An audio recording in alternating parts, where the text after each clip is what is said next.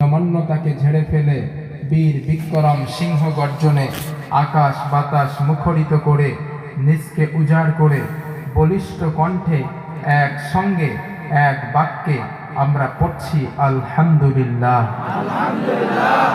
আর একটু মন খুলে পড়ছি আলহামদুলিল্লাহ। রব্বানা লাকাল হামদ, রব্বানা লাকাল হামদ।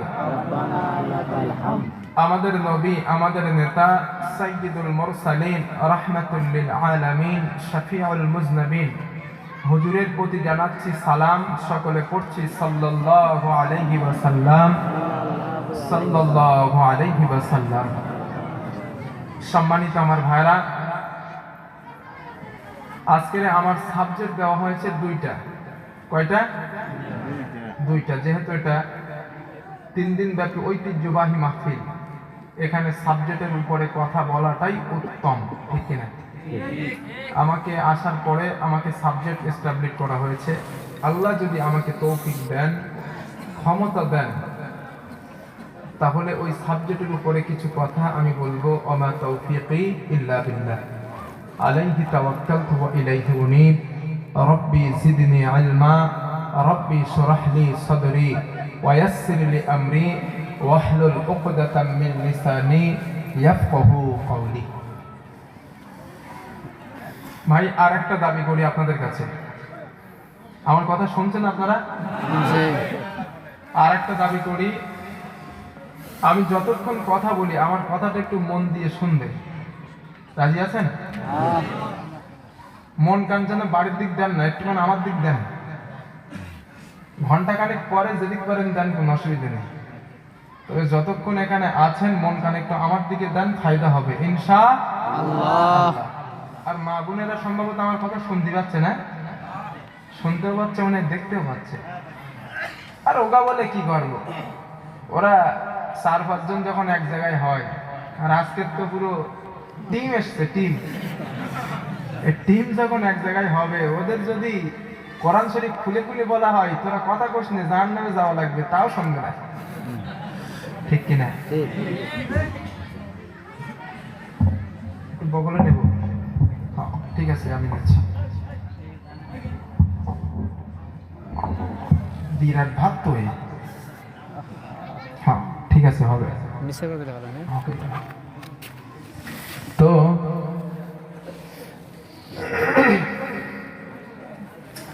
যে মহিলা, আমার মা বোন যারা আছেন, আমি আপনাদেরকে বলবো মেহেরবানি করে একটুখানি আমার কথাটা শোনেন।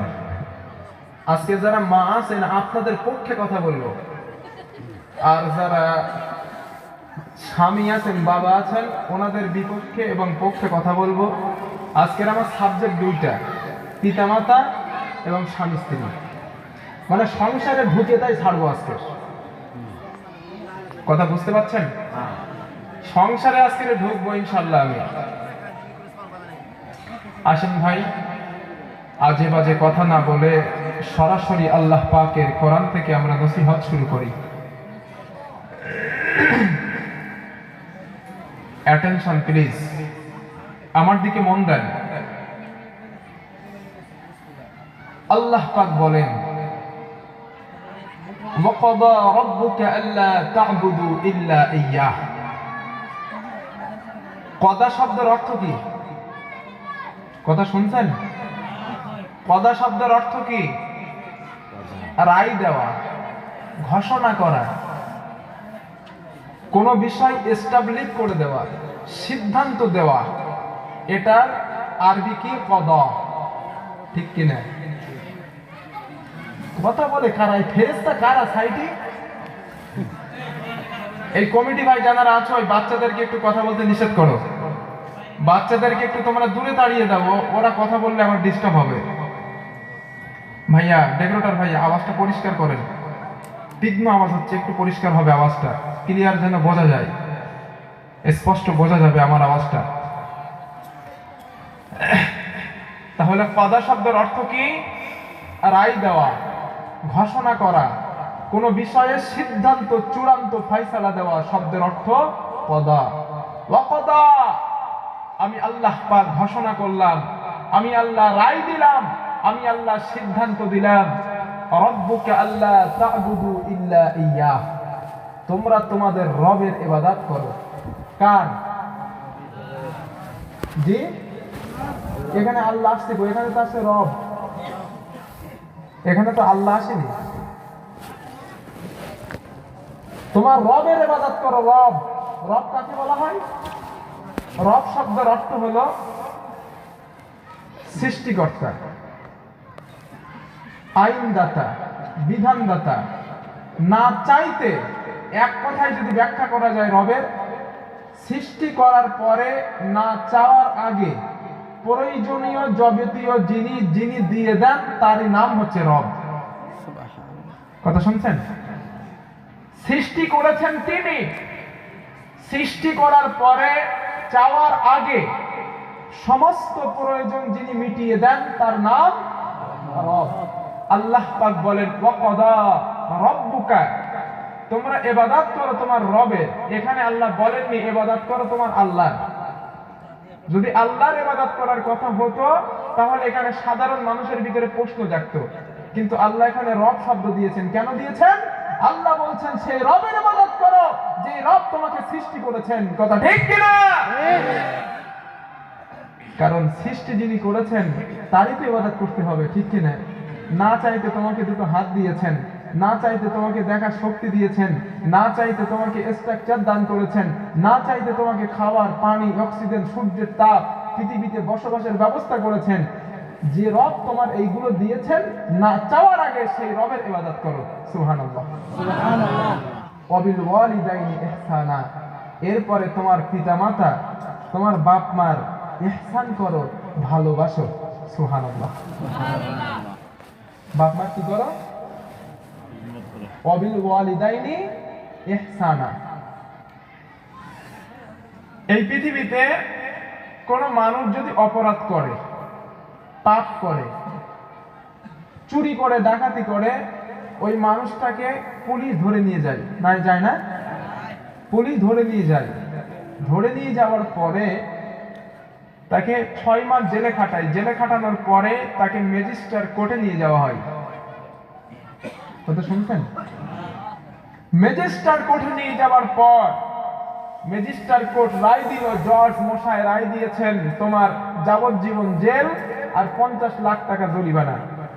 এখন আসামি যদি বলে, আপনি যদি বলেন এই রায় আমি মানি না, আমি প্রত্যাখ্যান করলাম, সুপ্রিম কোর্টে, হাইকোর্টে আপিল করার সুযোগ আছে না নেই? কথা বলেন। হাইকোর্ট আপনাকে রায় দিল, আপনার যাবজ্জীবন কারাগার, 5 লক্ষ টাকা জরিমানা। আপনি বললেন এ রায়টাও আমি মানতে চাই না, আপনার সুপ্রিম কোর্টে আপিল করার সুযোগ আছে না নেই? জোরে বলেন। আছে। সুপ্রিম কোর্টে আপনার কেস চলে গেল, সুপ্রিম কোর্ট রায় দিল যাবজ্জীবন কারাগার, 1 কোটি টাকা জরিমানা। আর সুযোগ আছে?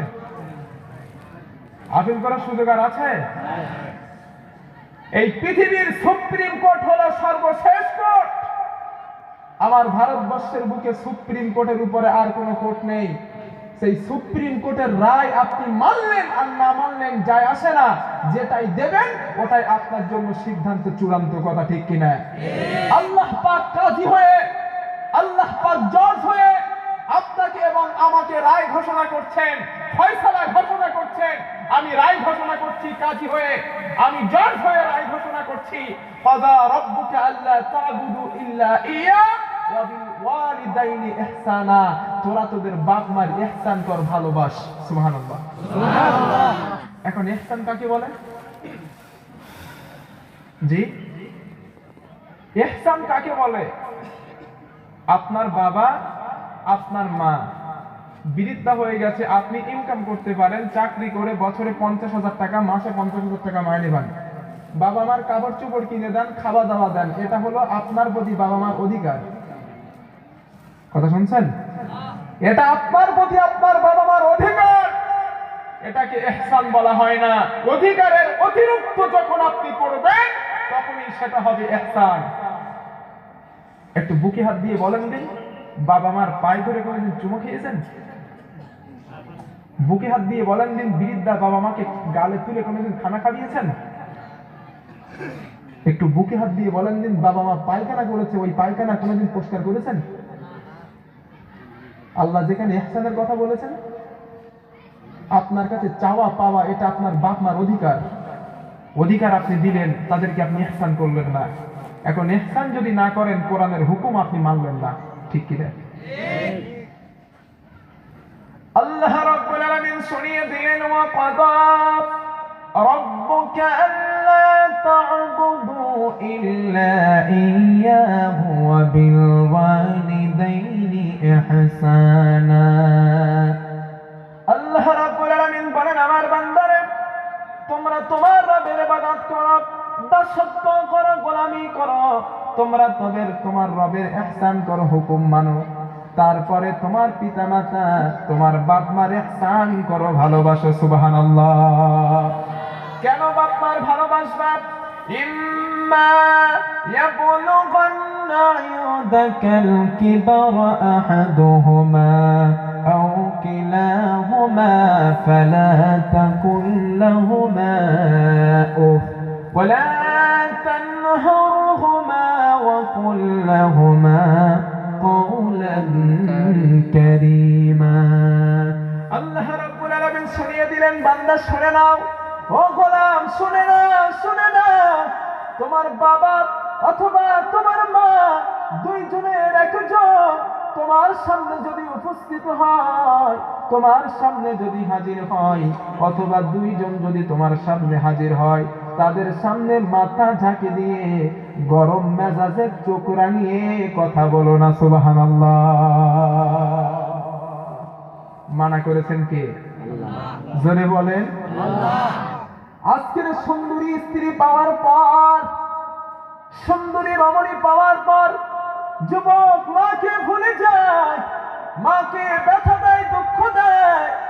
স্ত্রীকে যদি মায়ের বাজে বাজে কথা বলে, স্ত্রীর কথা শুনে মাকে তারা জুলুম করে, নির্যাতন করে। ঠিক কিনা? আমি ভুল বলছি? সমাজের বর্তমান প্রেক্ষাপটটা এমন, স্ত্রী যদি একটা কথা বলে, স্ত্রীর কথাটাই সিদ্ধান্ত চূড়ান্ত। যুবক, একটা বার তুমি ভেবে দেখো, চিন্তা করে দেখো, স্ত্রীকে তুমি কয়েকটা দিনের জন্য বাসায় নিয়ে এসেছো। এই পৃথিবীতে যদি কোনো মানুষ তোমাকে ভালোবাসে, ওই মানুষটা ভালোবাসার পিছনে স্বার্থ আছে। স্বার্থ ছাড়া, বিনা স্বার্থে পৃথিবীর কেউ তোমায় ভালোবাসে না। ঠিক কিনা? আপনার স্ত্রী, আপনার শ্বশুর, আপনার শাশুড়ি, আপনার পরিবার, আপনার ভাই, গ্রামবাসী আপনাকে ভালোবাসতে মনে করবেন কোনো না কোনো স্বার্থ তার আছে। কথা ঠিক কিনা? কিন্তু দুইজন ব্যক্তি পৃথিবীতে আছে যারা স্বার্থবিহীন আপনাকে ভালোবাসে। নাম কি? বাবা আর মা। আল্লাহ রাব্বুল আলামিন কোরআনুল কারীমের ভিতরে বর্ণনা করেন, وَوَصَّيْنَا الْإِنسَانَ بِوَالِدَيْهِ إِحْسَانًا حَمَلَتْهُ أُمُّهُ وَهَنًا عَلَى وَهْنٍ وَفِصَالُهُ فِي عَامَيْنِ أَنِ اشْكُرْ لِي وَلِوَالِدَيْكَ وَإِلَيَّ الْمَصِيرُ। জোরে শুনে বলুন আল্লাহু আকবার। আল্লাহ রাব্বুল আলামিন বলেন, বান্দা শোনো শোনো, তোমরা তোমার বাবা মার ইহসান করো, ভালোবাসো। কারণ তোমার জনম দুঃখী মা কষ্টের পর কষ্ট সহ্য করে, ক্লান্তির পর ক্লান্তি সহ্য করে, ক্লান্তির পর ক্লান্তি সহ্য করে তোমাকে গর্ভধারণ করেছে তোমার জননী। 10টা মাস তোমার মা জননী খেতে পারে না, উঠতে পারে না, ভাতের থালা সামনে নিয়ে ফ্যামিলি সবাই খেতে বসেছে।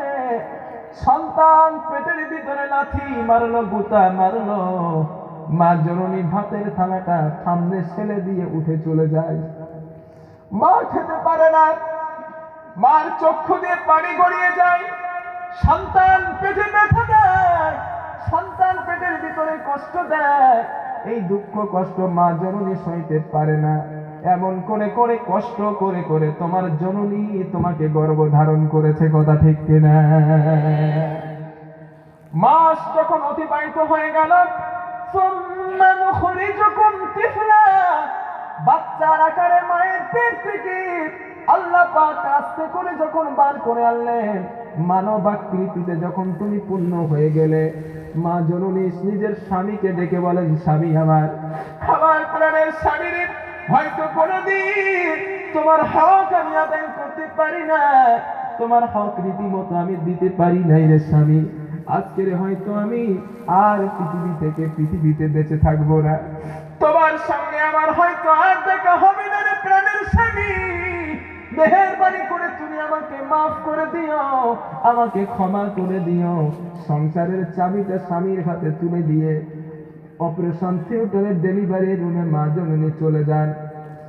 পেটে ধরার যন্ত্রণা, প্রসবের যন্ত্রণা, ওই জননী মা পেটে ধরার যন্ত্রণা যে কষ্ট পৃথিবীর একজন মা ছাড়া কেউ জানে না। প্রসবের যন্ত্রণা, মৃত্যুর যন্ত্রণা, অর্ধেক যন্ত্রণা মা বহন করেছে। মানুষের দেহে 300 ইউনিট ব্যথা লাগলে সেই ইউনিটের বেশি ব্যথা যদি তার শরীরে লেগে যায়, চিকিৎসা বিজ্ঞানীরা বলেন ওই মানুষটা পৃথিবীতে আর বেঁচে থাকতে পারে না। কিন্তু সন্তান প্রসব করার সময় মা 550 ইউনিট ব্যথা তার শরীরে দিয়ে বয়ে যায়। এই 550 ইউনিট ব্যথা সহ্য করেন মা জননী তোমাকে আমাকে পৃথিবীর আলো দেখালো। সন্তান যখন ভূমিষ্ঠ হয়, মা জননী সন্তানের মুখটা দেখার পরে পেটে ধরার যন্ত্রণা, প্রসবের যন্ত্রণা, সন্তানের মুখটা দেখার সাথে সাথে মা জননী সব কিছু ভুলে যায়, কথা ঠিক কিনা? আজকের সেই মায়ের বুকে ব্যথা দাও। একটাবার চিন্তা করে দেখো যুবক, যে মাকে তুমি আজকে খেতে দাও না, যে মাকে রেখে আসছো বৃদ্ধাশ্রমে, যে মাকে তুমি কাপড় দিতে চাও না, তোমার স্ত্রীকে লক্ষ টাকার কাপড় দিচ্ছ, আর যে মাকে তুমি 1 টাকার খাবার কিনে দিচ্ছ, যে স্ত্রীকে তুমি 1000 টাকার শাড়ি কিনে দিচ্ছ, আর মাকে 200 টাকার কাপড় কিনে দিচ্ছ, ওই মা তোমার জন্য এই ঠান্ডার সময় সারাটা রাত পেশাবের উপরে থেকে রাত কাটিয়েছে। তোমাকে মা কষ্ট দেয় নাই, তোমাকে কোলে করে রেখে বুকের উপরে রেখে সারাটা রাত মা ঘুমিয়েছে, মা পেশাবের উপরে থেকেছে। আজকের সেই মাকে তুমি ভুলে গেলে? তোমার বিবেককে একটা প্রশ্ন করে দেখো না। আমার ভাইয়েরা, আল্লাহ পাক এই জন্য সতর্ক করে দিলেন, গোলাম মার দিলে ব্যথা দিও না, মার দিলে কষ্ট দিও না। কারণ মার দিলে যখন পৃথিবীর কোন সন্তান কষ্ট দেয়, আল্লাহর হাবিব সাল্লাল্লাহু আলাইহি ওয়াসাল্লাম বলেছেন, হুমা জান্নাতুকা ওয়া নারুক। তোমার মা তোমার জন্য, বাবা মা জান্নাত, তোমার বাবা মা তোমার জন্য জাহান্নাম। তোমার বাবা যদি তোমার উপরে খুশি হয়, তোমার মা যদি তোমার উপরে খুশি হয়, আল্লাহর জান্নাতে চলে যাবা। তোমার বাবা মা যদি তোমার উপরে নারাজ হয়, তোমার উপরে অখুশি থাকে, আল্লাহর জাহান্নামে চলে যাবা। ঠিক কিনা? আব্বা মাকে খুশি না করে যদি মারা যান, ঠিকানা কোথায়? জোরে বলেন। আব্বা মার খুশি করার ব্যাপারে হাদিসের বর্ণনায় পাওয়া যায়, বিশ্বনবীর জলিলুল কদর সাহাবা হযরত আবু হুরায়রা রাদিয়াল্লাহু তাআলা আনহু একদিন আল্লাহর হাবিবের কাছে এসে কাঁদলেন, ইয়া রাসূলুল্লাহ। আল্লাহর হাবিব কান্না দেখে আবু হুরায়রাকে জিজ্ঞাসা করলো, আবু হুরায়রা কাঁদো কেন? চোখের পানি ফেলো কেন আবু হুরায়রা? হযরত আবু হুরায়রা বলেন, ইয়া রাসূলুল্লাহ, আমাকে কেউ মারে নাই, কেউ বকে নাই। আল্লাহর হাবিব বলেন, আবু হুরায়রা কেন কাঁদো? কেন তুমি চোখের পানি ফেলো? হযরত আবু হুরায়রা বললেন, ইয়া রাসূলুল্লাহ, আমার মা আমাকে বকেছে, আমাকে মেরেছে, এই জন্য আমি আবু হুরায়রা আপনার কাছে এসে কাঁদতেছি। আল্লাহর হাবিব বললেন, আবু হুরায়রা, তোমার মা তোমাকে মেরেছে, তোমার মা তোমাকে বকেছে, আমি রাসূলুল্লাহ এখানে কোনো ইন্টারফেয়ার করতে পারবো না। আমি নবীজি কোনো বিচার করতে পারবো না। হযরত আবু হুরায়রা বলেন, ইয়া রাসূলুল্লাহ, আমি আপনার কাছে বিচার নিয়ে আসি নাই, আমি বিচার দিতে আসি নাই, মার ব্যাপারে সালিশ করতে আসি নাই। আল্লাহর হাবিব বলেন, আবু হুরায়রা, তাহলে কি জন্য তুমি এসেছো আমাকে বলো। হযরত আবু হুরায়রা বলেন, ইয়া রাসূলুল্লাহ, আপনি আমার মায়ের জন্য একটু দোয়া করেন, আল্লাহ যেন আমার জনম দুঃখিনী আম্মা জানকে হেদায়েত নসিব করে দেন। সুবহানাল্লাহ। আমার ভাইরা, আল্লাহর হাবিব আবু হুরায়রার মায়ের জন্য আল্লাহর কাছে দোয়া করলেন, আল্লাহুম্মা ইয়াহদি উম্মি আবি হুরায়রা, ও আল্লাহ, আবু হুরায়রার মাকে তুমি হেদায়েত নসিব করে দাও। আল্লাহর হাবিবের মুখ থেকে এই কথাটা শোনার সাথে সাথে হযরতে আবু হুরায়রা বাড়ির দিকে দৌড় দিতে লাগলেন। রাস্তার মাঝখানে সাহাবায়ে কেরামের সাথে দেখা। হযরতে আবু বকর বলেন, আবু হুরায়রা কোথায় যাও? আবু হুরায়রা তুমি কোথায় দৌড় দাও? হযরতে আবু হুরায়রা বলেন, আবু হুরায়রা বলেন, আবু বকর আমাকে ছেড়ে দাও, আমাকে তোমরা আটকিও না। আবু বকর সাহাবায়ে কেরাম বলেন, আবু হুরায়রা কেন দৌড়াও? তোমার কি কোনো বিপদ হয়েছে, মুসিবত হয়েছে নাকি? আবু হুরায়রা বলেন, না, আমার কোনো মুসিবত হয় নাই, আমার কোনো দুঃখ হয় নাই, আমার কোনো ব্যথা হয় নাই, কেউ আমাকে বকে নাই, তোমরা ছেড়ে দাও। আল্লাহর হাবিবের দোয়া আমার বাড়িতে আগে পৌঁছাই না আমার আল্লাহ, আমি আবু হুরায়রা আমি আমার মায়ের কাছে আগে পৌঁছাই। আমি দেখতে চাই আল্লাহর হাবিবের দোয়া আমার বাড়ি আগে চলে যায় না আমি আবু হুরায়রা আমি আমার বাড়িতে আগে চলে যাই। সুবহানাল্লাহ। আমার ভাইরা, হযরত আবু হুরায়রা আর বিলম্ব করলেন না, দৌড় দিলেন বাড়ির দিকে। হযরত আবু হুরায়রা বাড়িতে গিয়ে দরজায় আঘাত করলেন। আম্মা জান বললেন, কে? বললেন, আম্মা, আমি তোমার বেটা আবু হুরায়রা। আম্মা বলে, বেটা একটু অপেক্ষা করো, দরজা খুলতেছে বাবা, ধৈর্য ধরো। হযরত আবু হুরায়রা বলেন, আমার জনম দুঃখী মা যখন আমাকে বলল অপেক্ষা করো, আমি আমার মায়ের কণ্ঠের ভিতর থেকে করক সত্য পেলাম না, আমি আমার মায়ের কণ্ঠের ভিতর থেকে তাওহীদের গন্ধ পেলাম। হযরত আবু হুরায়রা বলেন, আমি বুঝতে পারলাম আল্লাহর হাবিবের তীর, নিক্ষিপ্ত তীর আমার আম্মার কলেজার ভিতরে আঘাত করেছে। কথা ঠিক কিনা? হযরত আবু হুরায়রার মা দরজা খুলে দিলেন। দরজা খুলে দিয়ে দেখেন বৃদ্ধা জননী মার চুল দিয়ে টপ টপ টপ টপ করে পানি পড়ে। হযরত আবু হুরায়রা বলেন, জননী আম্মা, আপনার চুল দিয়ে কেন পানি পড়তেছে? আবু হুরায়রার মা বললেন, বেটা, তোকে মারার পরে, আঘাত করার পরে আমি বড় অনুতপ্ত হয়েছি, আমি বড় অনুশোচনা করেছি, আমার ভিতরে বড় খারাপ লেগেছে। আমার বেটা তো কোনো খারাপ মানুষের কাছে যায় না, আমার বেটা ভালো মানুষের সঙ্গে ওঠা বসা করে, ভালো মানুষের কাছে যায়, আমি কেন তারে মারলাম?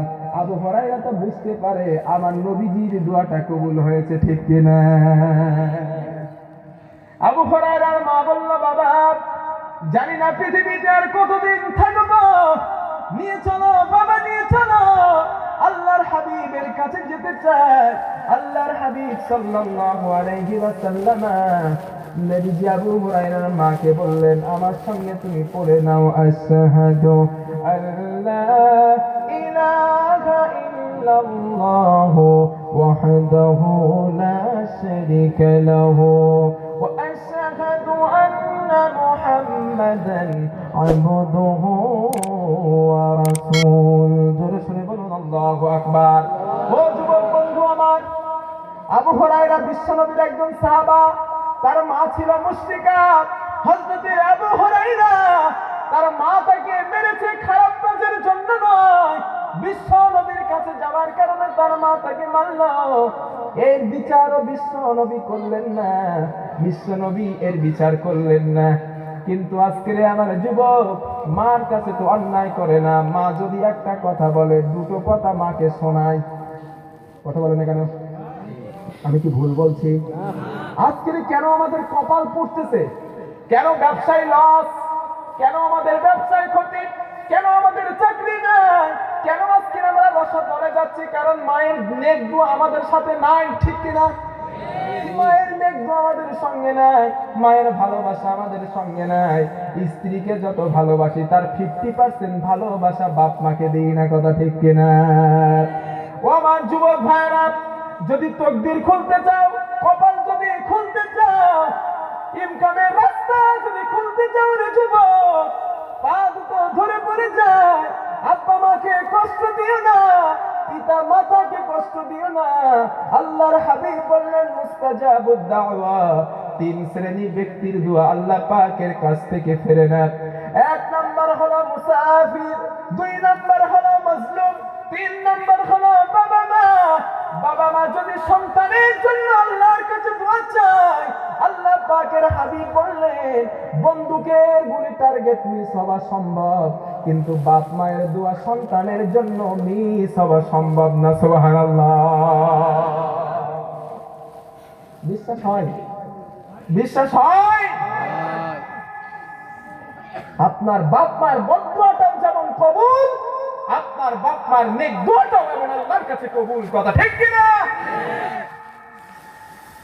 এই জন্য ব্যবসায় লস খাইছেন, আব্বা মার পা ধরেন, আব্বা মাকে 10 টাকা হাদিয়া দেন, আব্বা মার পা ধরে দোয়া চান, আপনার ব্যবসায় বরকত দিয়ে দিবেন কে? জোরে বলেন। পীর সাহেবকে হাদিয়া দিয়ে, পীর সাহেবকে হাদিয়া দিয়ে আপনি পীর সাহেবকে যত খুশি না করতে পারবেন, ওই হাদিয়াটা যদি আপনার বাপ মাকে দেন, আল্লাহর আরশ খুশি হয়ে যাবে। সুবহানাল্লাহ। কেন খুশি হবে?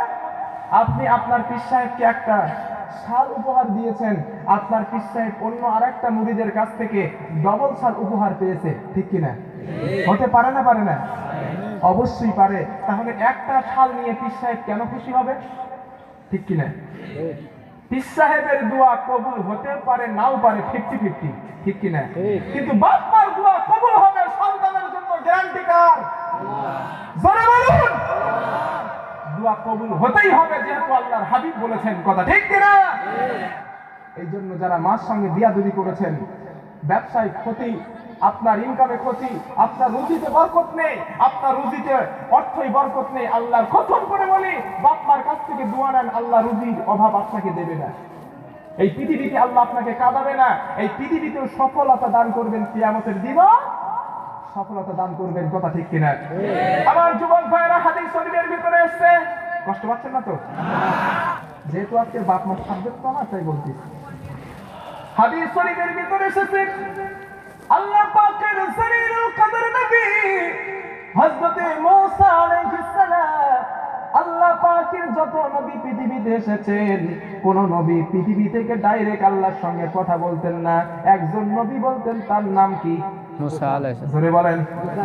হযরত মূসা সাল্লাম আল্লাহর সঙ্গে কথা বলতেন।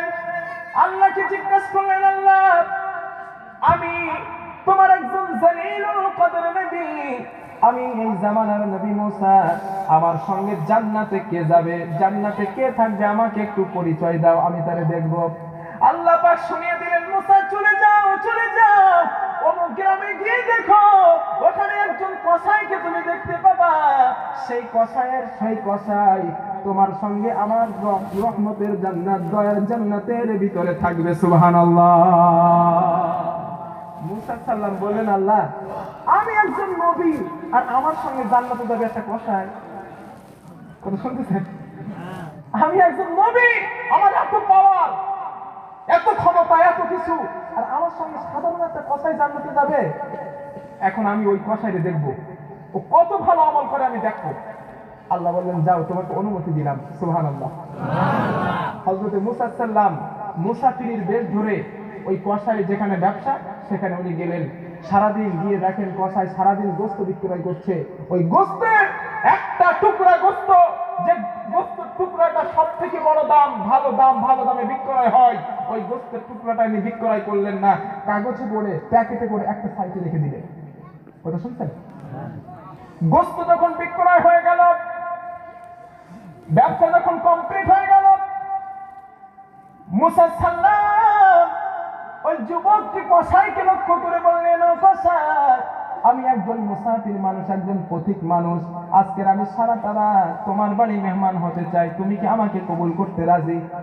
কসাই তো মহা খুশি, অবশ্যই আমি রাজি, আমি খুশি, আপনি চলুন। কসাই মুসা নবীকে নিয়ে চলে যান, বাড়ির ভিতরে তিনি চলে যান, মুসা নবীকে একটা ঘরে বসতে দিলেন, বললেন আপনি একটু অপেক্ষা করেন, আপনার খানার ব্যবস্থা করছি। নিজে হাতে রান্না বাড়া করে একটা চৌকির উপর থেকে একটা বৃদ্ধা মহিলার হাত পা গুলো তার দোলা হয়ে গেছে, কোমরটা দোলা হয়ে গেছে। ওই কসাই নিজে হাতে করে গোসল করালো, নিজে হাতে কাপড় পরালো, চৌকি থেকে নামিয়ে নিয়ে আসলেন। ওই গোস্তের টুকরাটা কসাই ওই বৃদ্ধা মহিলার গালের ভিতরে ঠেসে দিতে লাগলো। বৃদ্ধা মহিলা উত্তপ্ত হয়ে গেলেন, খেয়ে দিয়ে পেটটা তার পরিপূর্ণ হয়ে গেল। মুসা নবীর কাছে এসে বলেন, আমার মেহমান ও পথিক আসেন, আমরা দুজন এবার খাওয়া দাওয়া করি। খাওয়া দাওয়া কমপ্লিট হয়ে গেল, রাত পার হয়ে গেল, রাত হয়ে যায়, সকাল হয়ে এলো। মুসা সাল্লাম তার ভিতরে কোনো আমল তেমন দেখতে পেলেন না। দুজনায় তারা নামাজ আদায় করলেন, তাসবিহ তাহলিল যা পড়ার পড়লেন, কিন্তু স্পেশাল কোনো আমল তিনি দেখতে পেলেন না। সকালবেলা মুসা সাল্লাম চিন্তা করে, আল্লাহ যে বলছে আমার সঙ্গে জান্নাতে যাবে, মিয়ার মধ্যে তো কিচ্ছু নেই, জান্নাতে কেমনে যায়? সকালবেলা যখন চলে যায়, হযরতে মুসা আলাইহিস সালাম তাকে জিজ্ঞাসা করলেন, আল্লাহর বান্দা রে, আমি তোমার কাছে একটা জিনিস জানতে চাই। কি জিনিস জানতে চান? আপনি আমাকে বলুন, ওই যে চরকির উপর থেকে আপনি একটা বৃদ্ধা মহিলাকে নামালেন, মহিলাটা কে? আপনি আমার খাবার দেওয়ার আগে মহিলাকে গোসল করালেন, মহিলাকে আপনি খানা দিলেন, তারপরে আপনি আমাকে খানা দিলেন, মহিলার পরিচয়টা আমাকে দেন। ওই কসাই বলে, ও মুসাফির, ও পথিক, ওই মহিলা হলো আমার জনম দুঃখিনী আম্মা জান। পৃথিবীতে আবার আর কেউ বেঁচে নাই, আমার বৃদ্ধা মা। সারাটা দিন আমি কসাইয়ের কাজ করি, বিক্রয় করি, ব্যবসা করি, সন্ধ্যাবেলা বাড়ি এসে নিজে হাতে রান্না করে আমার জনম দুঃখিনী মাকে আমি খাওয়াই। হযরতে মুসা সাল্লাম বললেন, সেটা না হয় বুঝলাম, এখন তুমি আমাকে একটাবার বলবে, কসাই তোমার জনম দুঃখী মা তোমার মাথার উপরে হাত রেখে বিড়বিড় করে যেন কি বলছিল, কি একটা কথা যেন বলছিল রে কসাই, ওই কথাটা কি ছিল? কসাই বলে, পথিক, আমার মা বৃদ্ধা হয়ে গেছে, মার সেন্স কম হয়ে গেছে, মার বুদ্ধি প্রজ্ঞা মেধা কম হয়ে গেছে, আপনি ওটা আমাকে জিজ্ঞাসা করেন না। মুসা নবী বলেন, না, আমাকে বলতে হবে তোমার মা কি দোয়া তোমার জন্য করেছিল। কসাই বলে, আমার মা সারাটা জীবন আমার মাথার উপরে হাত রেখে, আমি যখন প্রত্যেক দিন সন্ধ্যাবেলা আমার মা জননীর গালের ভিতরে খাবার দিই, আমার জননী মা আমার মাথার উপরে হাত রেখে বলে, আল্লাহ পাক যেন আমার বেটাকে, আমার সন্তানকে এই জামানার নবী হযরতে মুসা সাল্লামের সঙ্গে এক জান্নাতে থাকার ব্যবস্থা করে দেয়। কসাই বলল, এই দোয়া কখনো কবুল হবে না, কারণ আমি একজন সাধারণ কসাই, আমি একজন সাধারণ মানুষ, আমার জীবনে তেমন ভালো আমল নাই, আমার মার ব্রেনটা স্মৃতিটা দুর্বল, এই জন্য আমার মা এমন দোয়া করে। নবী মুসা চোখের পানি ছেড়ে দিয়ে বুকের ভিতরে তাকে আগলে ধরলেন। ওরে আল্লাহর বান্দা রে, কেঁদো না, কেঁদো না, কেঁদো না, আমি হলাম কোনো পথিক নয়, আমি কোনো মুসাফির নয়, আমি হলাম এই জামানার পয়গম্বর, আমার নাম হযরতে মুসা। আমি আল্লাহকে জিজ্ঞাসা করেছিলাম, রে আল্লাহ, আমার সঙ্গে জান্নাতে কে থাকবে? আল্লাহ পাক কারো নাম বলেন নাই, তোমার নাম আল্লাহ পাক বলেছেন। আজকে আমি পুরো শিওর, সারাটা রাত তোমার ভিতরে এমন কোনো ভালো আমল আমি দেখতে পাই নাই, কিন্তু একটা আমল আমি দেখতে পেয়েছি, তোমার মায়ের দোয়া আল্লাহর কাছে কবুল হয়ে গিয়েছে। ওরে কসাই, আল্লাহ পাক সুসংবাদ দিয়েছেন, নবী মুসা, এই জামানার একজন কসাই তোমার সঙ্গে আমার দয়ার জান্নাতে থাকবে। তোমার সঙ্গে কোনো অলি নয়, কোনো নবী নাই, কোনো বুজুর্গ নয়, সাধারণ একজন কসাই মায়ের দোয়ার বদৌলতে নবী মুসার জান্নাতের সঙ্গী হয়েছেন। ঠিক কিনা? আর জোরে বলুন ঠিক কিনা? লিল্লাহি তাকবীর,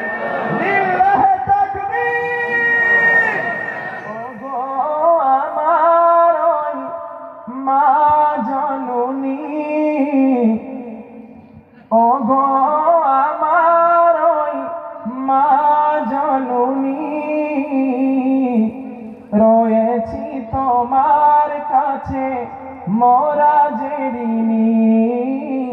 ঠিক কিনা? জোরে বলেন। তুমি যা দিয়েছ প্রেম ভালোবাসা,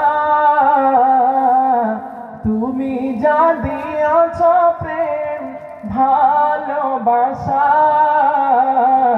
বিনিময়ে দিতে তা কিছুই পারেনি।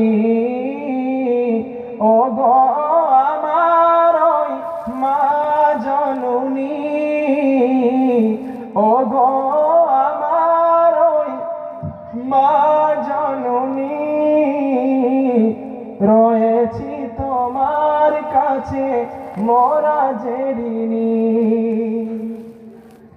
কত শোক সাধিবা বিলীন করে রেখেছিলে মোদের তুমি গর্বে ধরে।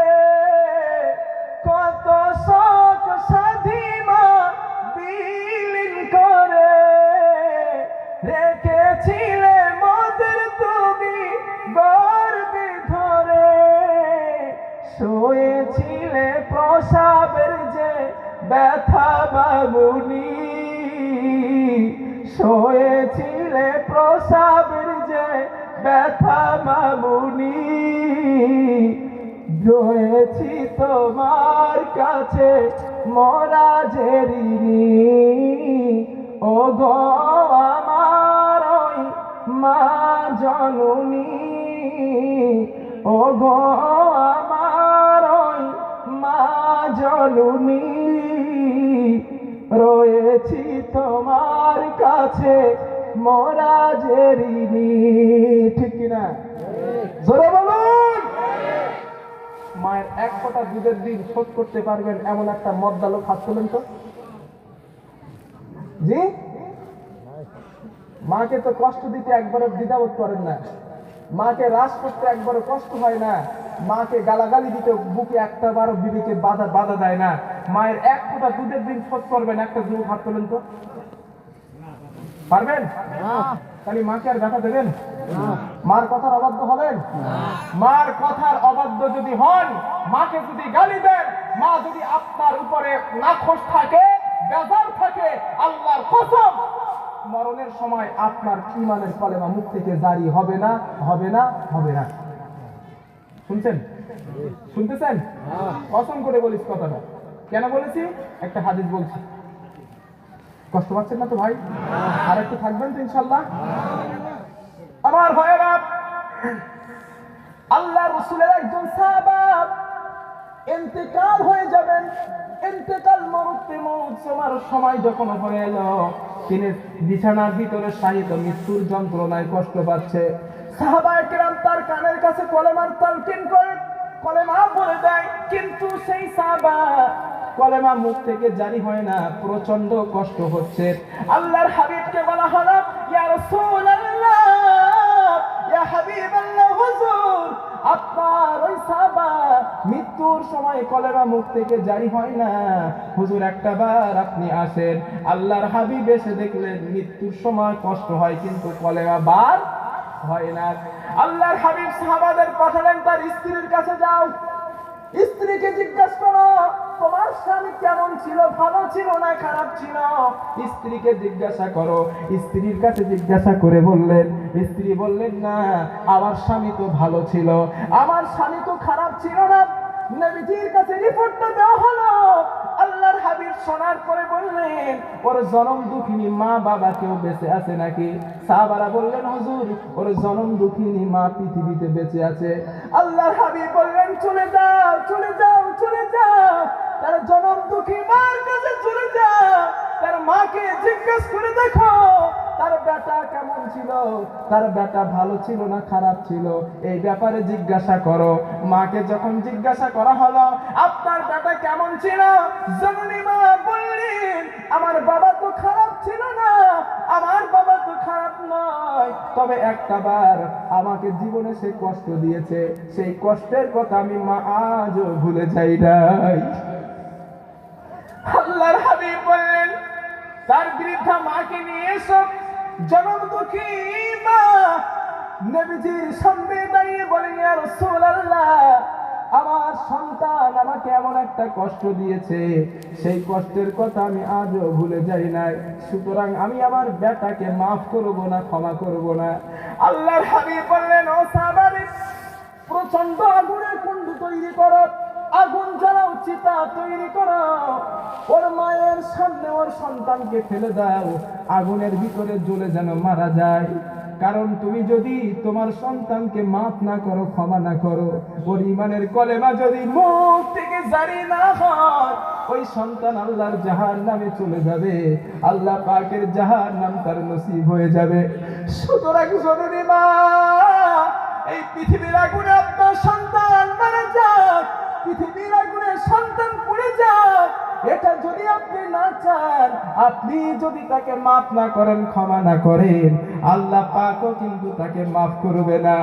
আল্লাহর হাবিব সাহাবাদেরকে আগুন জ্বালিয়ে আগুনের উপরে বললেন, ফেলে দাও, আমার সাহাবাকে জ্বলন্ত আগুনে ফেলে দাও। মা জরুরি এই দৃশ্যটা আর সহ্য করতে পারলেন না, বিশ্ব নবী বললেন, সামনে দাঁড়িয়ে বললেন, ইয়া রাসূলুল্লাহ, আমি আমার বাবা, আমি আমার কলেজার টুকরা সন্তান, আমি তাকে 10টা মাস 10টা দিন পেটে ধারণ করে রেখেছি, 10টা মাস আমি তাকে পেটে করে রেখেছি, প্রসবের যন্ত্রণা সহ্য করেছি, আমার 2টা 2.5টা বছর আমার বুকের দুধ খাইয়ে বড় করেছি। হুজুর, আজকে আমার সন্তান আমার সামনে আগুনে পুড়ে যায় না, ইয়া রাসূলুল্লাহ, আমি এটা সহ্য করতে পারবো না। আমার ভাইরা, আল্লাহর হাবিব সাল্লাল্লাহু আলাইহি ওয়াসাল্লাম বলেন, ওই সময় বিশ্ব নবী সামনে দাঁড়িয়ে মা যখন বললেন, আমি আমার বেটাকে মাফ করে দিলাম, ক্ষমা করে দিলাম, এই কথা বলা শেষ, সাহাবার মুখ থেকে আল্লাহর তাওহীদি কলেমা বার হতে দেরি হলো না। এই হাদিস থেকে কি প্রমাণিত নয়, মার সঙ্গে বেয়াদবি করলে মা যদি ক্ষমা না করে মৃত্যুর সময় কলেমা জারি হবে না? প্রমাণিত নয়? এখন যারা বাপ মার সঙ্গে বেয়াদবি করছেন, বাপ মার সঙ্গে বাপ্পার কথা নারাজ হয়েছেন, বাপ্পাকে কষ্ট দিয়েছেন, যদি বেঁচে থাকে, যুবক পায়ে হাত দিয়ে ক্ষমা চেয়ে নাও, তোমার তকদির খুলে যাবে। কথা শুনছো? আর যদি তোমার বাপ্পা মারা যায়, কবরের পাশে কবরটা জিয়ারত করে আল্লাহর কাছে চাও, আল্লাহ আমার বাপ মা যেন আমাকে মাফ করে দেয়, আমাকে ক্ষমা করে দেয়, কবরটা জিয়ারত করো, আল্লাহ চাইলে মাফ হতেও পারে, ঠিক কি না? তবে বাপ্পার সঙ্গে বেয়াদবি করে, নাফরমানি করে, বাপ্পাকে অস্বীকার করে, বাপ্পাকে কষ্ট দিয়ে যদি কবরে যান, আল্লাহর কবরের আযাব আপনার জন্য নির্ধারিত। যদি আপনার বাপমার বিরুদ্ধে চরণ করে, বাপমার দিলে কষ্ট দিয়ে কবরে গিয়ে আপনি সুখ পান, শান্তি পান, জান্নাতের বিছানা পান, বিশ্ব নবীর হাদিসও ভুল। শুনতেছেন? এইটা যেন ভুল ব্যাখ্যা করবেন না। আপনার বাপ মাকে কষ্ট দিয়ে, ব্যথা দিয়ে, দুঃখ দিয়ে আপনি মরে গেছেন, বাপ মা আপনারে মাফ করেনি, যদি কবরের আযাব আপনার না হয়, আল্লাহর হাবিবের কোরআন ভুল, হাদিস ভুল। কথা শুনতেছেন? স্পষ্ট হাদিসে এসেছে, হুমা জান্নাতুকা ওয়া নারুক, তোমার বাপ মা তোমার জন্য জান্নাত, তোমার বাপ মা তোমার জন্য জাহান্নাম, ঠিক কি না? বাপ মা যদি খুশি হয়, আল্লাহর জান্নাতে চলে যাবেন।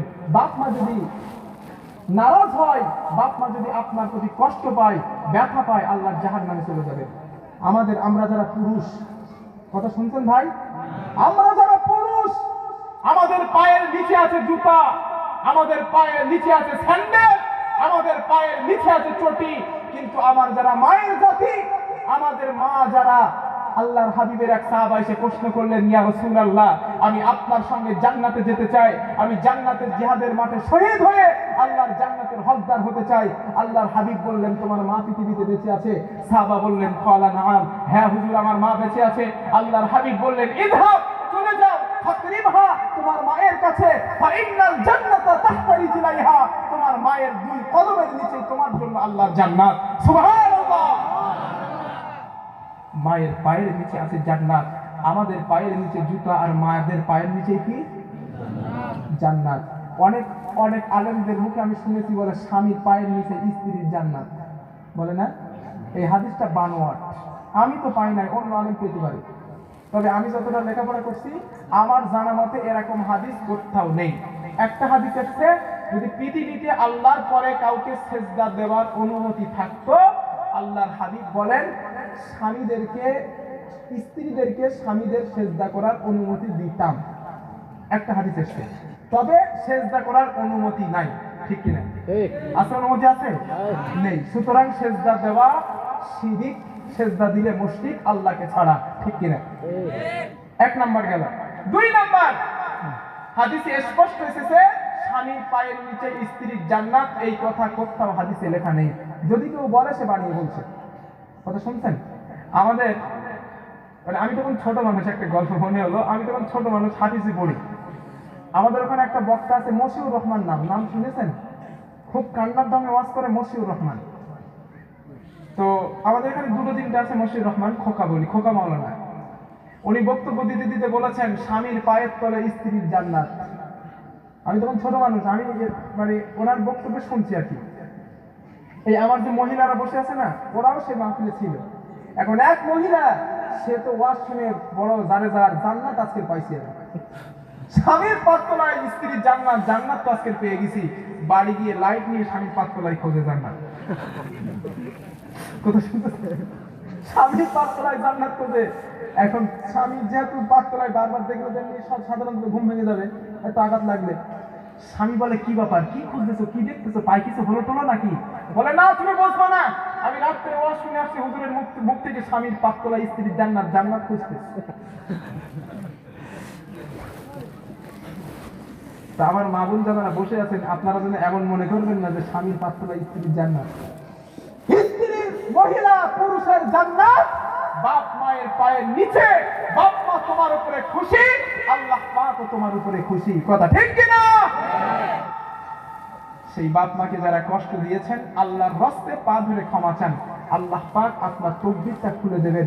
আর যদি তকদিরে ভেজাল লাগাতে চান, তকদিরে আটা লাগাতে চান, বাপ মাকে কষ্ট দেন, আপনার তকদির এমনিতেই জ্বলে যাবে, ঠিক কিনা? ও যুবক, তোমার কি সেই দিনের কথা মনে পড়ে না? সেই সময়ের কথা কি তোমার মনে পড়ে না রে যুবক?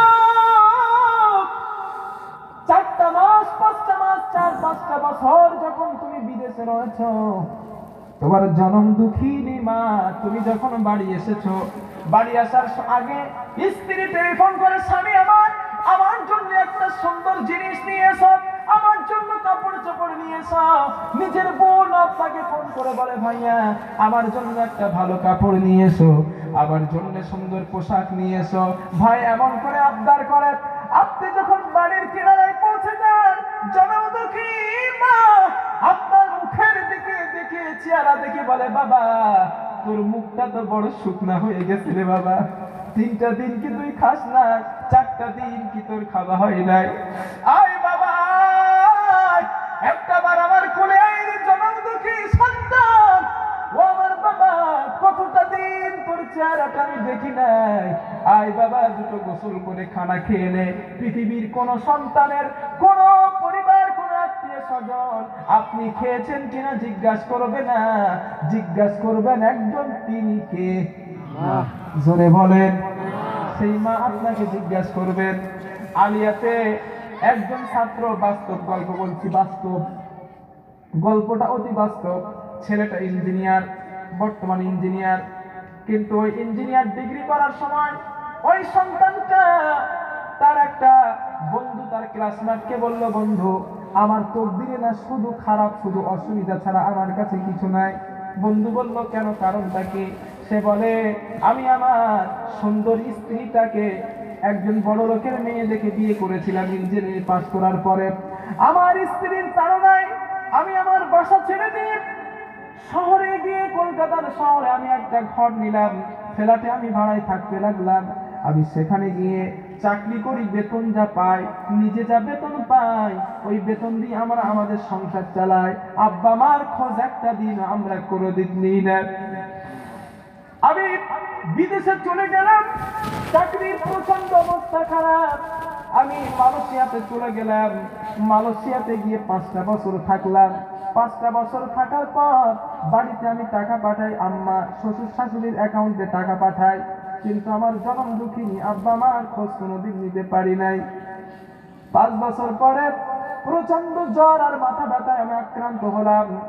মাথা ব্যথা আক্রান্ত হওয়ার পরে আমি ডাক্তারের পরামর্শ নিলাম। ডাক্তার বলল তোমার ব্রেন ক্যান্সার হয়েছে, ব্রেন ক্যান্সার হয়েছে, তুমি আর বাঁচবে না, বাড়ি চলে যাও, এখানে আর তুমি থেকো না, বাড়িতে বাপ মার কাছে যাও, আর কয়েকটা দিন হয়তো বেঁচে থাকতে পারো। মাথা এক্সরে, ব্রেন এক্সরে করে দেখে এই অবস্থা, বাস্তব ঘটনা। ওই সন্তানটা কলকাতা এয়ারপোর্টে আসার সময় স্ত্রীকে ফোন করলেন, আমি অমুক সময় কলকাতা এয়ারপোর্টে যাচ্ছি। বা শ্বশুর শাশুড়িকে ফোন করলেন, আমি অমুক সময় কলকাতা এয়ারপোর্টে যাচ্ছি। স্ত্রী এবং স্বামী, স্ত্রী, শাশুড়, শাশুড়ি, শালা যা ছিল সবাই তারা এয়ারপোর্টে এসেছে। লোক মারাফাত, চিঠি মারাফাত জনম দুঃখী বাপ আর মাকে খবর দিয়েছে, মা আমি বড় অসুস্থ, আমি বাড়িতে যাচ্ছি, আমার একটা রোগ হয়েছে, আমি এয়ারপোর্টে যাব, পারলে তোমরা এসো। এই চিঠিটা বাপ মার কাছ পর্যন্ত পৌঁছেছে। ওই সন্তান কলকাতা এয়ারপোর্টে নামার সময় স্ত্রী দৌড়ে এসে বলে, প্রাণের স্বামী, ও প্রাণের স্বামী, আমি যে তোমাকে জিনিসপত্র গুলো আনতে বলেছিলাম, ওই জিনিসপত্র গুলো তুমি আমার জন্য নিয়ে এসেছো নাকি? স্বামী বলে, আমি অসুস্থ, ট্রিটমেন্ট করতে গিয়ে টাকা তো আমার কাছে আর বেশি নাই, সব শেষ করে ফেলেছি, আর এখন তুমি আমার কাছে জিনিসপত্র চাও। শ্বশুর শাশুড়ি বলে, মা জামাই সব টাকা বুড়ো আর বুড়ি দিয়েছে, বাপ মাকে দিয়েছে, আমাদের নিয়ে আসে নাই, ও অসুস্থ, ও মিথ্যা কথা বলছে। স্বামী বলে, ছেলেটা বলে, আমি রিপোর্ট দেখালাম, আমার প্রেসক্রিপশন দেখালাম, তাও তারা বিশ্বাস করতে চায় না। আমার স্ত্রী, আমার শ্বশুর, আমার শাশুড়ি একটা বার আমার কষ্টের কথা, আমার চোখের পানির দিকে তাকালো না, আমার হাতের দিকে তাকালো, আমার অর্থের দিকে তাকালো। কিছুক্ষণ দূরে, একটু দূরে তাকিয়ে দেখি আমার বৃদ্ধা মা, আমার বৃদ্ধা বাবা চোখের পানি ছেড়ে দিয়ে কাঁদতেছে। আমার জনম দুঃখী মা দৌড়ে এসে আমার জড়িয়ে ধরে বলে, বাবা আজকে 5টা বছর তোর ওই মুখখানা আমি দেখি নাই, তোকে মানুষ করতে যে আমার বড় কষ্ট হয়েছে, 5টা বছর তোর মুখটা আমি দেখি নাই রে বাবা, শুনেছি তুই নাকি অসুস্থ হয়েছিস। সন্তান বলে, মা আমার ব্রেন টিউমার হয়েছে, ডাক্তার বলেছে আমি আর বাঁচবো না, আমি হয়তো মারা যাবো, মা আমার জন্য দোয়া করো, অনেক কষ্ট তোমাদেরকে দিয়ে ফেলেছি, আর হয়তো আমি বাঁচবো না, যদি আমাকে মাফ না করো, ভালো আমার জন্য ক্ষমা না করো, আমি জাহান্নামের আসামি হয়ে যাব। মা জননী আর তার বাবা এয়ারপোর্টে সিজদায় পড়ে গিয়ে বলে, আল্লাহ যে সন্তানকে পেটে রেখে এত কষ্ট করে মানুষ করেছে, আল্লাহ ওই সন্তান মারা যাবে চাই না, আমাদের জানের বিনিময় বলেও আমার সন্তানকে তুমি সুস্থ করে দাও। সেই সন্তান আজও পৃথিবীর জমিনে জীবিত, ডাক্তারের রিপোর্টে লেখা আছে ব্রেন টিউমার, ব্রেন ক্যান্সার। ওই মা সেজদায় পড়ে আল্লাহর কাছে দোয়া করেছে, ওই দোয়াটা আল্লাহ পাকের আরশে আজিমে পৌঁছে গেছে। ডাক্তার ছাড়া, চিকিৎসা ছাড়া ওই আল্লাহর বান্দাকে বাপ মার দুয়ার বদৌলতে আল্লাহ পাক তাকে সুস্থ করে দিয়েছিলেন। সুবহানাল্লাহ। আগের স্ত্রী যার কাছে টাকা পাঠাতো, ওই স্ত্রী অন্য আর একটা স্বামীর সাথে বিয়ে করছে। কথা শুনতেছেন? সন্তানের টাকা খায় অসুস্থ বলে বাপ মা তাকে অন্য জায়গায় দিয়ে দিয়েছে। ও যুবক, কাকে তুমি অন্ধের মতো বিশ্বাস করো? তোমার শ্বশুর শাশুড়িকে বিশ্বাস করো না যুবক, না। তোমার শ্বশুর শাশুড়ি তোমাকে স্বার্থ ছাড়া ভালোবাসে না, তোমার স্ত্রী তোমাকে স্বার্থ ছাড়া ভালোবাসে না, স্বার্থ ছাড়া ভালোবাসে তোমার আমার জননী। কথা ঠিক কিনা?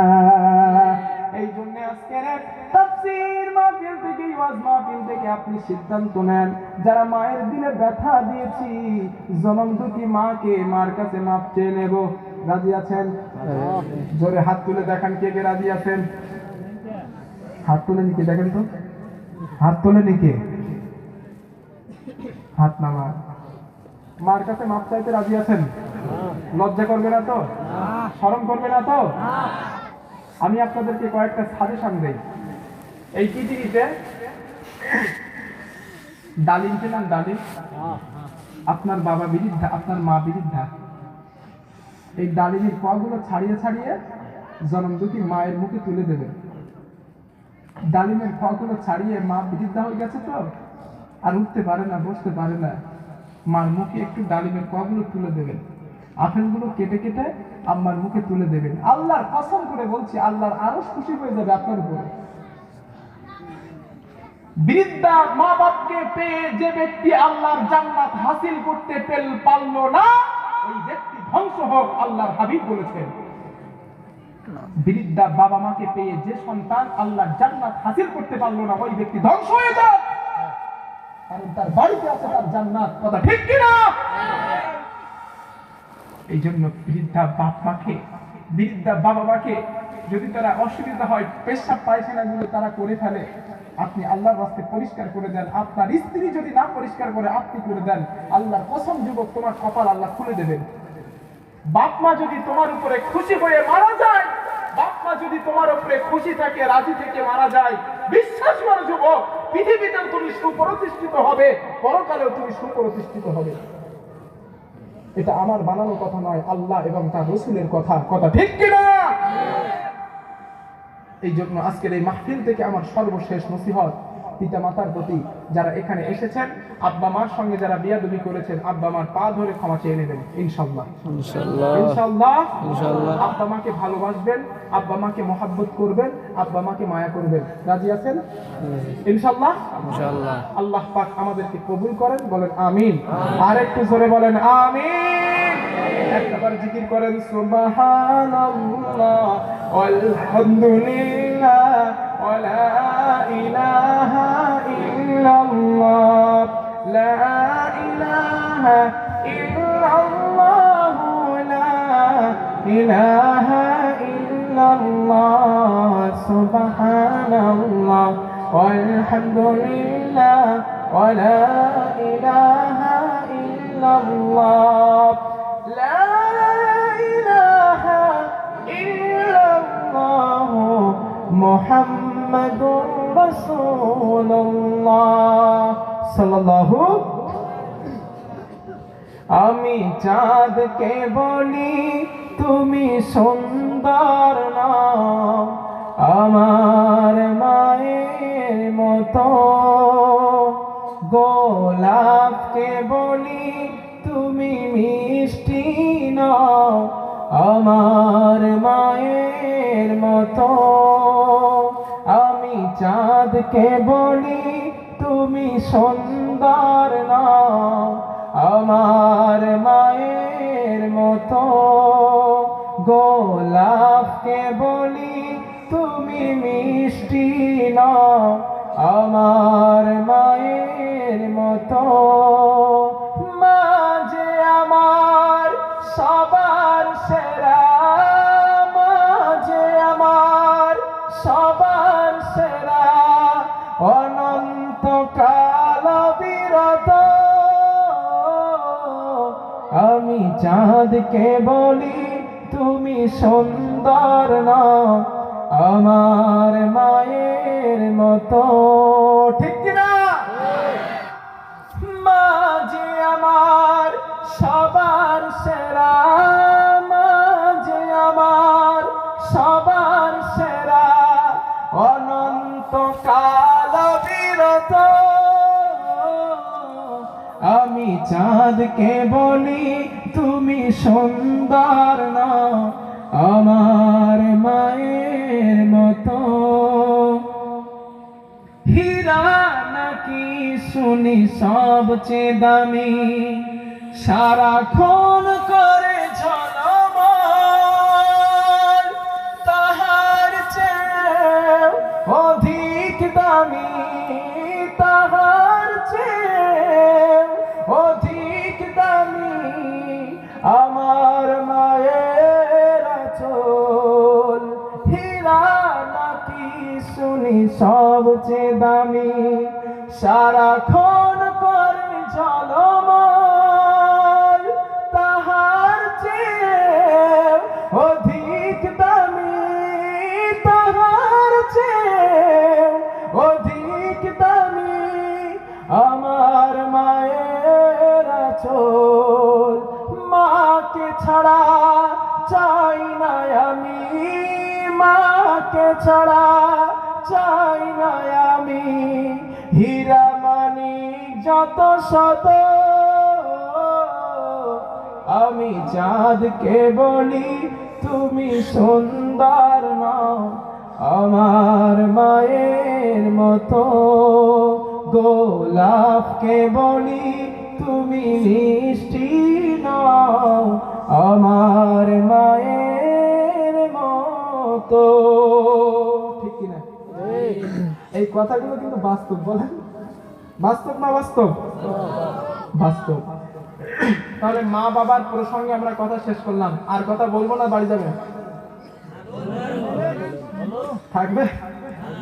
আর একটা সাবজেক্ট বাকি আছে আমার দেওয়া সাবজেক্ট, স্বামী আর স্ত্রী। এবার একটু সংসারে ঢুকি নাকি বলেন? একটু সংসারে ঢুকি দেখি কি হচ্ছে। আমি প্রারম্ভিক প্রস্তাবনায় একটা আয়াত পড়েছিলাম, হুন্না লিবাসুল লাকুম ওয়া আনতুম লিবাসুল লাহুন্না। আল্লাহ পাক বলেন তোমার বাবা মা, ও ভাই ওটা ওটি করেন কেন? না তাহলে আর আলোচনা করবো না, থাক, শেষ করে দাও। এইবারে সংসারে ঢুকবো বলিস তো, এইবার উঠতে সংসারে যাবো বলিস, এইবার উঠতেছে। আর তোমার থাকেন, আপনার থাকবেন ইনশাআল্লাহ, আর তোমার থাকবেন তো আলহামদুলিল্লাহ। একটুখানি সংসারে গিয়ে দেখি আপনাদের আসামের সংসারটা কেরাম, এখন ঢুকে দেখি আমি। ভাই সাইলেন্স প্লিজ, কথা বলতে হবে না, আর একটু আমার দিকে মনোযোগ দেন, আর একটুখানি মনোযোগ দেন আমার দিকে।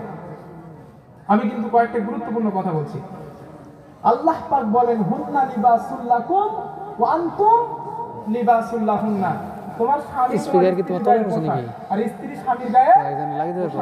ঠিক কি না? এই যে পোশাক, এটা আমরা পরি কিসের জন্য? ওইটা কথা বলতে হবে, কি জন্য পরি? নিজের লজ্জাস্থানকে হেফাজতের জন্য, ঠিক না? নিজের দেহকে কন্ট্রোল করার জন্য, ঠিক না? ঠান্ডার সময় জ্যাকেট পরি কেন? ঠান্ডা লাগে তাই, ঠিক না? তাহলে জামা পোশাক যা আছে সবগুলো আমাদের জীবনের সঙ্গে বড় একটা সম্পর্ক, ঠিক কিনা? এখন যদি একটা উলঙ্গ মানুষ এসে স্টেজে এসে বলে, হুজুর কি আপনাদের বলে, ভাই শ্রোতা আমি তোমাদের সামনে 1 ঘন্টা বক্তব্য দিতে চাই, তার গায়ে একটা পোশাক নেই, আপনারা দিতে দিবেন? কথা বলে না, আপনার গায়ে কি বলবেন? পাগল, ঠিক না? আজ তো ম্যাচ, কারণ ওর গায়ে পোশাক নেই, কিন্তু ওই ছেলেটা হয়তো বিরাট শিক্ষায় শিক্ষিত। এত শিক্ষায় শিক্ষিত হবার পরেও তার দেহের ভিতরে পোশাক না থাকার কারণে তাকে স্টেজে উঠতে দিবেন না, কথা ঠিক কিনা? ঠিক। পোশাকের সঙ্গে আপনার জীবনের সঙ্গে সম্পর্ক নেই। আল্লাহ পাক দৃষ্টান্ত দিয়ে আল্লাহ পাক বলেছেন তোমার স্বামী স্ত্রীর গায়ের পোশাক, স্ত্রী স্বামীর গায়ের পোশাক। স্বামী এবং স্ত্রী পোশাক ছাড়া যেমন মানুষ চলতে পারে না, পোশাক যেমন মানুষের জীবনের সঙ্গে বড় একটা সম্পর্ক, পোশাক ছাড়া যেমন মানুষের পরিচয় পরিচিতি লাভ করা অসম্ভব, স্ত্রী ছাড়াও তেমন স্বামী চলাটাও অসম্ভব, ঠিক কিনা? সবাই বলে ঠিক, এরপরে স্ত্রী আসলে মারেন কেন? স্ত্রী ঠেঙায় না? বাড়ির থেকে বাড়ি কাজ করে বাড়ি আসছে, বাড়ি এসে যদি দেখে রান্না করতে একটু দেরি হয়েছে, এই কি করছিলে এতক্ষণ? রান্না করতে দেরি হয়েছে বলে না? হাতের কাছে যদি কুড়ুল থাকে, লাঠি থাকে, লাঠি দিয়ে সাঁটা শুরু করে, করে কি করে না? আপনি স্ত্রীর গায়ের পোশাক না স্ত্রীর গায়ের জমদুল, কথা ঠিক কিনা? এটা বিশ্বনবীর চরিত্র? কেটা বলে হ্যাঁ, কেটা বলতে হ্যাঁ, নবীজি স্ত্রীদের ঠেঙাইছে। বুখারীর হাদিস, আল্লাহর হাবিব জোহরের নামাজ পড়ে যখন বাড়ি যেতেন, বাড়িতে গিয়ে দেখতেন আয়েশা মার এখনো রান্না হয় নাই, নিজের তরবারির খাপ থেকে তরবারি বার করে আল্লাহর হাবিব আয়েশা মাকে তরকারি কুটে সাহায্য করেছেন। সুবহানাল্লাহ! এটাই হচ্ছে বিশ্বনবীর সুন্নাত, স্ত্রীকে সাহায্য করা বিশ্বনবীর আখলাক, স্ত্রীকে সাহায্য করা বিশ্বনবীর উত্তম চরিত্র, কথা ঠিক কিনা? আর আমরা যদি বাড়ি যাই, স্ত্রী যদি একটু ধরেন শরীরটা খারাপ, যদি স্ত্রী বলে আজকে আমার একটু রাঁধতে দেরি হয়েছে, কিছু মনে করো না, হাই রে মাথা গরম, কথা কয় না? তোর অসুস্থ দেখি না, তুই রাঁধতে লেট করিস কেন বল, ঠিক কিনা? স্ত্রীর রান্না যদি একটু খারাপ হয়, প্রত্যেকদিন একটা মহিলা রান্না ভালো হয়, কথা বলেন? 50 দিন রান্না করে, সংসারের কাজ সারাদিন গোছালো, সংসারের কাজ করার পরে রান্না করতে গিয়ে হয়তো রান্না একটু ঝোল হয়ে গেছে, অথবা একটু ঝাল হয়েছে, অথবা একটু লবণ হয়েছে। 10 দিন ভালো রান্না করেছে, এর প্রশংসা আমরা করি না। একদিন ঝাল হয়েছে, ওইটার জন্য ওরা ঠেক রাখি না। কথা কয় না, ঠিক কিনা? আল্লাহর হাবিব স্ত্রীদের রান্নার কোনোদিন অপ্রশংসা করতেন না। আল্লাহর হাবিব কোনোদিন স্ত্রীদের রান্নার বদনাম করতেন না। সুবহানাল্লাহ, জোরে বলে। এটাই হচ্ছে বিশ্বনবীর সুন্নাত, ঠিক কিনা? স্ত্রীদের বেশি বেশি প্রশংসা করবেন। কি করবেন? না পাশের বাড়ির ভাবির করবেন। স্ত্রীদের বেশি বেশি প্রশংসা করবেন। কেমন? আমি আপনাদের কাছে কয়েকটা টিপস শিখিয়ে দেই। টিপস আমারও, যেহেতু আমার অল্প বয়স, কথা অনেক মনে আসে কিন্তু বলতে পারি না। অনেক কথা মনে আসে কিন্তু শরমে বলতে পারি না। স্ত্রীকে বেশি বেশি প্রশংসা করবেন। যদি ভালোবাসা পেতে চান স্ত্রীর কাছ থেকে, মহিলাদের বেশি বেশি প্রশংসা করবেন। কারণ ওরা সাদা দিনের মানুষ, ঠিক না? ওদের প্রশংসা করলে দেখবেন ফুলে মোটা হবে, এইবার মোটা হবে।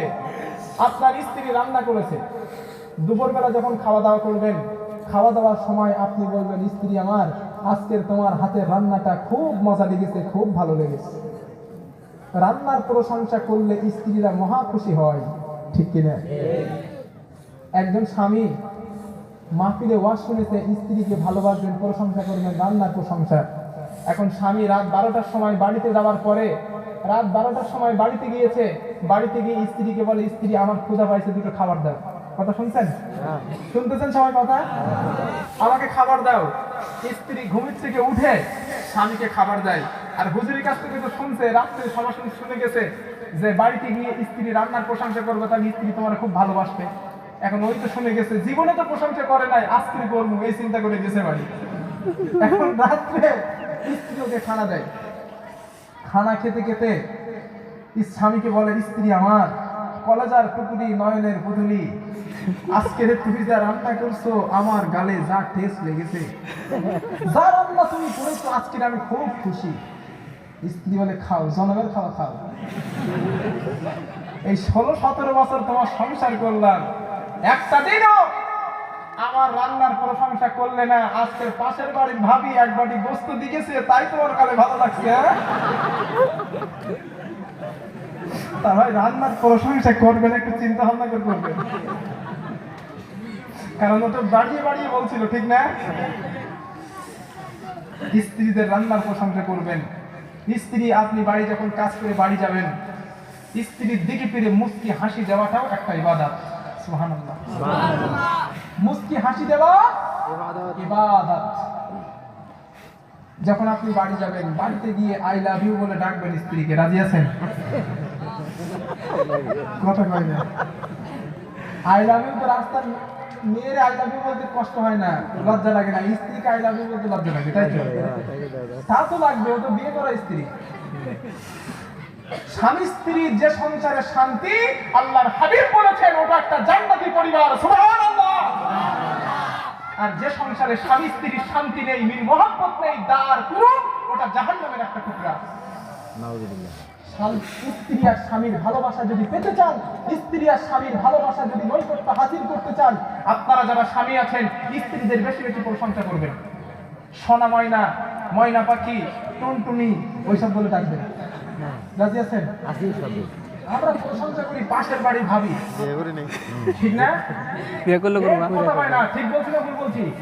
স্ত্রী প্রশংসা করেন, স্ত্রীকে বলবেন, তোমার নখ দুটো না খুব সুন্দর, তোমার ঠোঁট দুটো না বিউটিফুল, তোমার চোখ দুটো না হরিণ কাজুরি চোখি। হাসেন আপনারা? হাসেন কেন? আমি আপনাদের যেগুলো বলছি বাড়িতে করে দেখবেন স্ত্রী কেন যত্ন করে। আমার কথা বিশ্বাস নয়, প্র্যাকটিক্যালে কাজ করে দেখেন।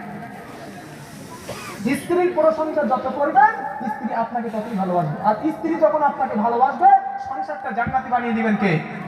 জোরে বলেন। আল্লাহ পাক সংসারটা জান্নাতি বানিয়ে দিবেন, ঠিক কিনা? ওই স্ত্রী আপনার গায়ের পোশাকের মতো হয়ে যাবে, আপনাকে ছাড়া সে বাঁচতে পারবে না। কথা ঠিক কিনা? বাইরে থেকে কাজ করে বাড়ি এসেছেন, ব্যাগের ভিতরে একটা গোলাপ ফুল নিয়ে আসেন। গোলাপ ফুলটা স্ত্রীর সামনে পিছন দিক থেকে, যেমন স্কুল কলেজে বকাটে ছেলেরা দেয় না গোলাপ ফুল, দেয় না? কলেজের সামনে এতিমের মতো দাঁড়ায় থাকে।